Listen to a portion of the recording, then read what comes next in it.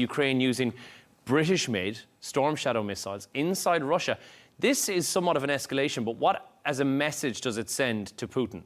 I think as a symbolic message is clearly that, we still have the support of our international allies, of Britain and Europe more broadly. It's interesting to note that actually the Ukrainians have had permission to use these missiles since last year. So clearly they're using it sparingly.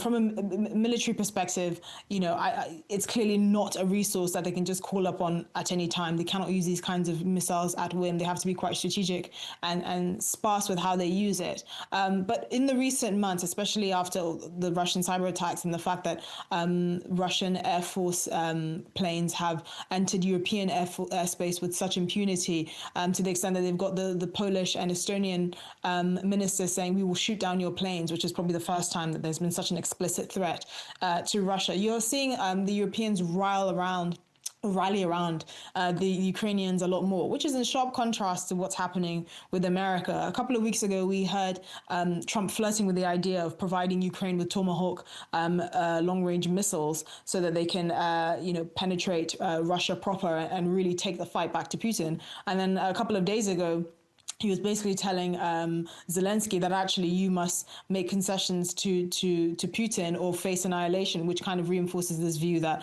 America thinks that Ukraine is just hanging on by a thread. You're really kind of seeing two diametrically opposed views on what's happening on the ground, what should be happening.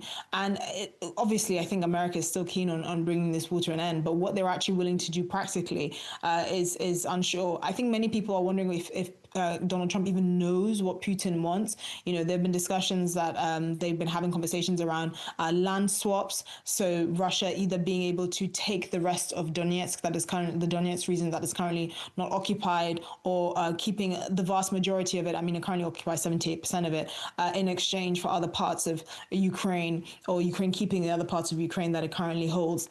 Now, these are things that are completely unacceptable, it would seem, to Donald Trump, who is, from what I can see, more in favor of a no man's land territory and nothing to do with kind of galvanizing Russian speakers to one side or another. So at the moment, there's a very fractured view of what support for Ukraine looks like. I think Ukraine has been given a favor by the Russians' actions lately, in the sense that it's really made Europe wake up more than ever, because really their security and their future is in their own hands.